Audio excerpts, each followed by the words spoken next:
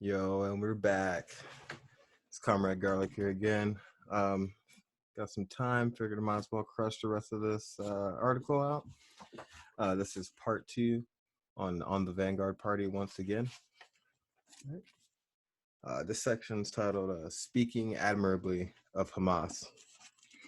Speaking of a party's remaining true to its base, this brings me to Hamas. Yes, I've spoken admirably of Hamas on this very basis, which is not to say that I agree with their politics or tactics per se. Hamas, as you pointed out, is not a working class party. Actually, it wasn't initially a Palestinian national liberation group either. In fact, Hamas began as an Islamist organization that clashed not only with the Israeli occupation forces, but with secular nationalists and communists as well. It actually rejected the concept of Palestinian nationalism, promoting instead an abstract Islamic theocracy. Secular politics were left to other groups like Palestine Liberation Organization, or PLO, later becoming co-opted by the US and Israel and changing its name to the Palestinian Authority, or PA. Hamas's focus was instead on spreading its Islamist ideology and responding to the immediate needs of the Palestinian people, particularly their physical need of basic services and psychological need to resist Israel's brutal and racist military occupation of Gaza and the West Bank. Hamas became a political structure because the Palestinian people made it that, choosing Hamas over the corrupt PLO that outright sold out their struggle for national liberation by signing the Oslo Agreement with Israel in 1993. The people put their might behind Hamas, electing its functionaries into positions of local leadership and then ultimately as their overall national leadership. To its credit, Hamas's leadership and membership has always remained indigenous to its operational bases in Gaza. Only members of its political bureau lived in exile and thereby interfaced with other Arab states and regional actors, where Hamas got most of its funding from. It also has a leadership branch within Israeli prisons, where more than 10,000 Palestinian resistant leaders are confined. Therefore, Hamas remained free of pressures and influences of outside forces, and was always able to keep informed of the needs, interests, and desires of the Palestinian people. It was the will of the Palestinian people that made Hamas their national liberation organization and moved Hamas's military arm to take up arms against Israel and its illegal settlements that have been mass murdering Palestinians, especially children, and increasingly stealing their land. It was the Palestinian will that moved Hamas to set up social support programs to help provide for basic needs like food, medical care, etc., that Israel is blocking. And it was the Palestinian will that elected Hamas in 2006 as their national political leadership in place of the PA, despite knowing the US and Israel will retaliate by cutting all funding that they were given to prop up the neo-colonial PA and crumbs they were tossing to the already ruined Gaza economy. One second, I'm going to put my phone on silent.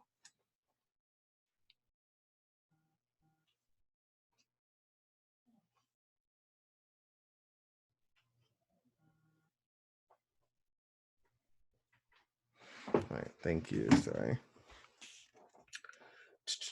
So Hamas is a reflection of Palestinian spontaneity, but remaining confined to Gaza with its mass base, it evolved to reflect their developing political consciousness in response to desperately oppressive conditions.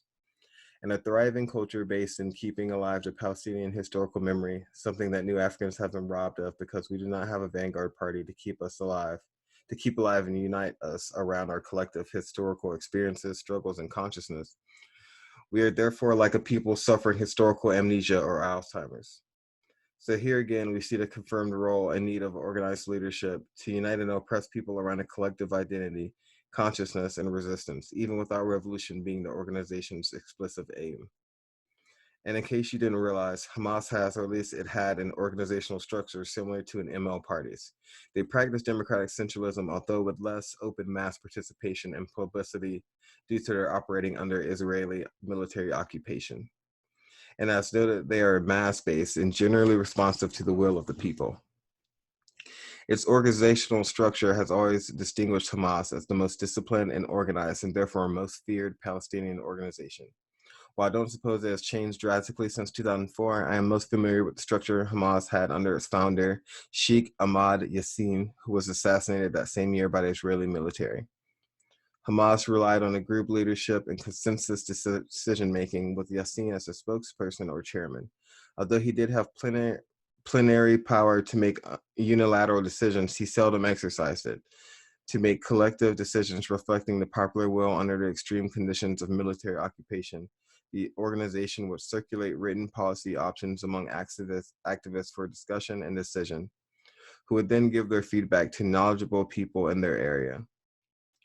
This way, the group could make a decision acceptable to the widest possible base of our ranks, which, at the same time, would preserve the movement's achievements and remain faithful to its goals and principles.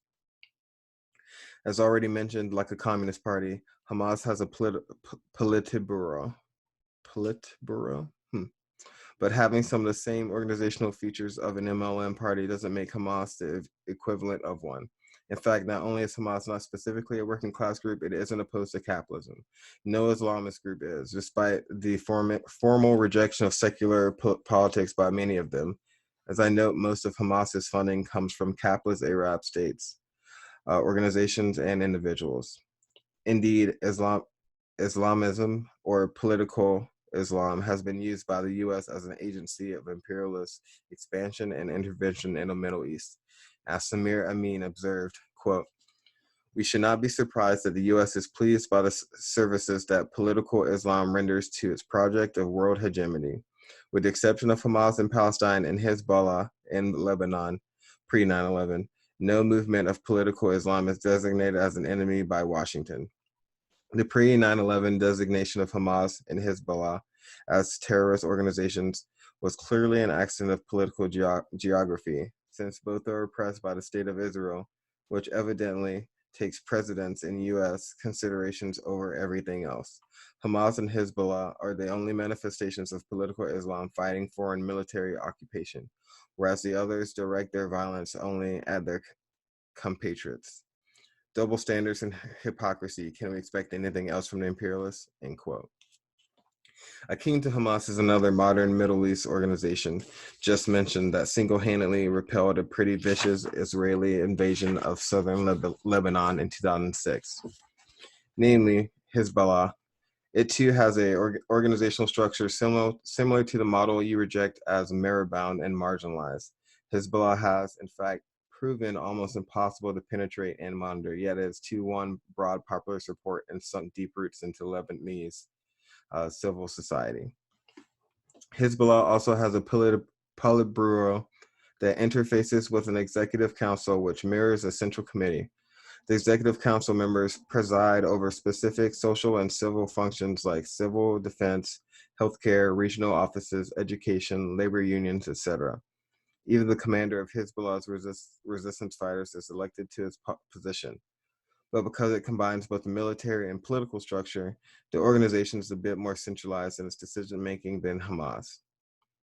However, instead of a general chairman, the group is presided over by a 7-member consultative council, which does not have a chairman.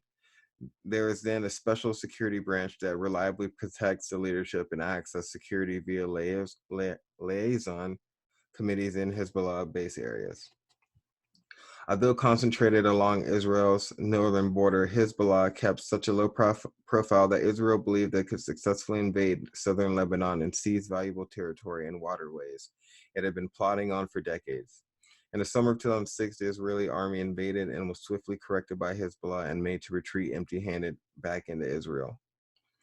Because Hamas and Hezbollah generally trail behind mass spontaneity and represent patriarchal and bourgeois class interests, they do not unify and raise the consciousness of the masses above immediate needs, nor empower them through class struggle to seize power from their class enemies in imperialist domination. This distinguishes them from an MLM party. Moreover, their mass bases have forced them to become national liberation groups to a greater and lesser degree.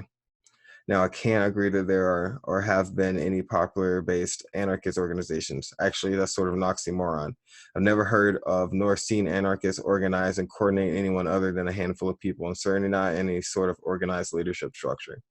Which is not to invalidate the invaluable help and support that quite a few anarchists, especially the anarchist Black Cross, who have given to oppressed groups within the USA, particularly to prisoners and including me. You all have been genuine comrades, and I recognize and regard you as such. But you cannot deny, in fact, you've often complained to me that these groups and their memberships have remained small in number. Also, as a principle, they reject the role and responsibilities of leadership, although by working to influence the ideas and actions of prisoners through the literature and line they spread, they are in fact acting as leaders. Thus, they leave those they lead without the needed guidance and organization to apply those ideas and change their oppressed condition. I talk about this in a recent article, Unity, Struggle, Transformation, on Revolutionary Organization, Leadership, and Cadre Development. Other reasons I promote the MLM party model, well, because it works. It is indefinitely adaptable and it's the most effective model of political leadership in mass-based revolutionary movements. Even the imperialists admit this. It can't be so moribund and marginalized as you allege, since the Maoist movement just a couple years ago toppled the oppressive monarchy in Nepal. A Maoist People's War presently controls most of rural India, and Maoists are giving the neo-colonial puppet governments of the Philippines and Peru nightmares. And let's not forget that despite Colombia's being the hemisphere's largest recipient of U.S. financial and military aid, the FARC-EP and ML Party has won broad popular support and is holding its own against the Colombian military and multitudes of U.S. and Colombian government-backed death squads. Somehow you seem to overlook that today there are millions being led in active resistance against imperialism by ML and MLM parties, and billions supporting are influenced by such struggles. That's a large portion of the world's population being led by such parties. To call such a vast number of people marginal smacks of imperialist country chauvinism, since most of these numbers are in the third world, and I can't find anything that anti-authoritarians have contributed to their livelihoods and struggles. Indeed, contrast this all with the fact that the last and only revolutionary victory that anarchists claim responsibility for, and that was with the communist help that they turned on, was in Spain way back in 1936. That was localized and very brief, lasting only a few months, and furthermore paved the way for Francisco Franco's decades-long fascist dictatorship. Whereas in the former Soviet Union and China, it took decades to dismantle socialism and reinstate capitalism after their revolutions. With only one revolutionary victory to his name occurring almost a century ago and being small countercultural trend among white middle-class folks and youth, what would you call anarchism? It's not moribund and marginalized. Again, even the imperialists acknowledge that the Maoist strategy is still, above all others, past and present, very relevant, very much alive, the most revolutionary, political, and threatening to their class, because it appeals to and mobilizes the entire population. How's that for marginal? Against a common class enemy, meaning it provides a class-conscious leadership that remains true to its base. At West Point, the U.S. Army's distinguished war college, Mao's works are mandatory study, and they still admit an inability to contend with the Mao strategy. Similarities, this is what the imperialist hired guns, the U.S. Army says of the strategy, led by an MLM party in its Army Field Manual, number 120. Quote, People's War is the invention of Mao Zedong and the Chinese Communist Party. Although the era of communist-sponsored wars of national liberation has appeared ended, any serious insurgent would be advised to consider carefully the effectiveness of People's War, the most political of all insurgent strategies. The Maoist or mass strategy attempts to mobilize the whole people against their government. The most sophisticated of insurgent strategies, it emphasizes organization and its relationship with the entire population. It is also the most military in its latter stages, as it attempts to raise an army within the affected country and to challenge the government on the field of battle. The Maoist mass strategy has many imitators. The Vietnamese communists used it to great effect and has been emulated in Peru, the Philippines, and elsewhere. Thus, the mass strategy deserves special attention. End quote. It was Mao who made clear that the MLM party's leadership was the key to waging any successful revolutionary mass struggle, including the one he successfully led in China. Quote, a well-disciplined party armed with the theory of Marxism-Leninism, using the method of self-criticism and linked with masses of people, an army under the leadership of such a party, a united front of all revolutionary classes and all revolutionary groups under the leadership of such a party. These are the three main weapons in which we have defeated the enemy. If there is to be a revolution, there must be a revolutionary party. Without a revolutionary party, without a party built on the Marxist-Leninist revolutionary style, it is not impossible to lead the working class and the broad masses of people in defeating imperialism and its running dogs, end quote. As I pointed out elsewhere, Mao's Vanguard Party walked its talk. Not only did it repel a Japanese imperialist invasion, defeated the imperialist-backed Kuomintang army, and seized power in 1949, empowering and improving the living conditions of China's millions, but with a peasant army, and fresh from a civil war, it repelled the world's most powerful combined military forces, the US and UN, from its borders in the Korean War. Now we're talking about a party that united, organized, and led a nation of multiple distinct nationalities and races of people that composed fully 1/5 of the world's entire population. Mao was fond of pointing out that China was so vast that the sun was setting on the western border of China, it was rising on the eastern border. Is that marginal? Subservient to Moscow? As for MLM parties being subservient to Moscow because the concept was first developed by Lenin in Russia, that sounds a lot like the rhetoric of cultural nationalists and subjective reverse racists who reject the Vanguard Party concept because Lenin was white. James and Grace Lee Boggs long ago answered such arguments. Quote, in the United States, as the Black movement struggles to define its goals and true means to achieve them, the question of what constitutes a Black Revolutionary Party is going to become increasingly the center of discussion and controversy. In order for this discussion and controversy to be meaningful, the Black movement will have to make serious study of the concept of the Vanguard Party as developed and practiced by its originator. To believe that the Black revolutionary movement can evade such a study because Lenin was white and a European would be just as ridiculous as for an African freedom fighter to forego to fly an airplane because the Wright brothers were white Americans. Blacks don't refuse to drive Cadillacs because they were made by General Motors or to watch television because Philco, Ford manufactures TV sets. What has been achieved in human history, whether technological or political, Blacks have a right to inherit.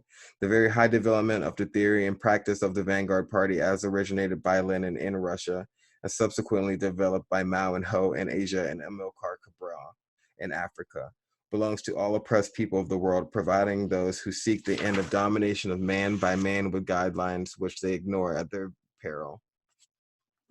It must be borne in the mind at the same time that these guidelines can be applied only in reaction to specific conditions of a particular country, only by an organization that has developed out of it indigenous forces and is not totally dependent upon external or foreign aid for its existence, end quote. They went on to point out, quote, until the Black revolutionary movement is ready to take seriously the scientific approach to revolution developed by Marx, Lenin, Ho, and Gap, it will still be depending upon mystical or external guidance to achieve the power, which can only be achieved by the most rigorous scientific appraisal of social forces. Mao, Ho, and Cabral did not reject the necessity for a scientific approach to the revolution because the founders of the approach were white.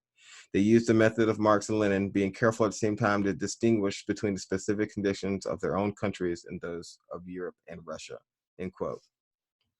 Not only were the various revolutionary movements under ML-style parties also not subservient to Moscow in the sense of trying to duplicate what occurred in Russia in their own countries, but although he upheld Stalin's achievements while criticizing his errors, Mao explicitly refused to allow the Soviet Union and Stalin to direct the struggle in China. I'll let Mao tell you about it.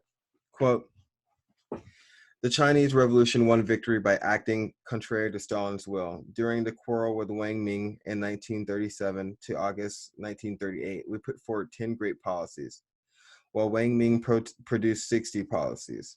If we followed Wang Ming's, or in other words, Stalin's methods, the Chinese Revolution couldn't have succeeded. When our revolution succeeded, Stalin said it was a fake. We did not argue with him, as soon as we fought the war to resist America and aid Korea, our revolution became a genuine one in his eyes. But when we brought out on the correct handling of contradictions among the people, we talked about this question, but they didn't. And what's more, they said we were going in for liberalism, but it seems we were not genuine again. When this report of ours was published, the New York Times printed it complete and also carried an article which claimed that China was being liberalized. It's quite natural for the bourgeoisie to clutch at straws when drowning, but bourgeois politicians are not altogether without discernment. For example, when Dulles heard about our report, he said he wanted to see it. Within a couple of weeks, he had come up with a conclusion. China was bad through and through, and the Soviet Union was a little better, but the Soviet Union couldn't see it and sent us a memorandum because they felt we were moving to the right. When the anti-rightist movement started, naturally our liberalization vanished. In short, our basic line is universal truth, but details differ. This applies to each country and to each province. There's unity and there is also contradictions. The Soviet Union stressed unity, but doesn't talk about contradictions, especially the contradictions between the leaders and the led, end quote. On the latter point, Mao was criticizing Stalin for deviating from the principles of democratic centralism and the mass line method in the practice of the Communist Party of the Soviet Union, an error that had led to the alienation of the party from its mass base, the regeneration and concentration of aspiring bourgeois elements within the upper ranks of the party and state of the USSR, and a capitalist clique seizing power upon Stalin's death. Unlike Mao, Stalin had not come to terms with the reality that class struggle continues even after socialism and within the Revolutionary Party itself. So it's clear Mao's party line was not subservient to Moscow. Without a head, the body will fall. A revolutionary mass struggle needs an MLM party-style leadership, like the body needs a healthy central nervous system. The masses without their own revolutionary party is like a body without a healthy central nervous system, in that they only react spontaneously to their pain and discomfort and look to outside forces to think for them and control their choices and actions. They can't effectively unite, organize, coordinate their actions, or even be conscious of themselves as a common organism, nor intelligently analyze, judge, and solve their problems, especially more complex ones that require deeper study and analysis. How many of us, because of being controlled by external forces and or not thinking beyond reflex, emotion, impulse, prejudice, and rhetoric, cause ourselves pain, injury, and even death, or readily attack and destroy others for little or nothing? This is because at the class, national, and individual levels, we lack a healthy central nervous system, a mass-based leadership that genuinely and organically recognizes and serves our bosom interests. Just as a centralized leadership is needed in the communal village to organize and keep the unity of the people, so too do we vastly larger and more complex oppressed classes and nationalities need the same. Only the MLM party structure has proven able to do this. You can have an anarchist bookstore or bakery and be quite successful, but we're not talking about something so localized, simple, and basic. We're talking about overthrowing the monopoly capitalist ruling class and transforming the political economy and social relations of the whole world to end all oppression and exploitation. This is not so simple and cannot be done in an anarchist fashion. Taken together, these are the lessons I promote the MLM-style party leadership. Dare to struggle, dare to win, all power to the people. Thank you, comrades, for sitting with me for another great article. Just let you know, part 2, burning questions, is coming up next, probably in a few days.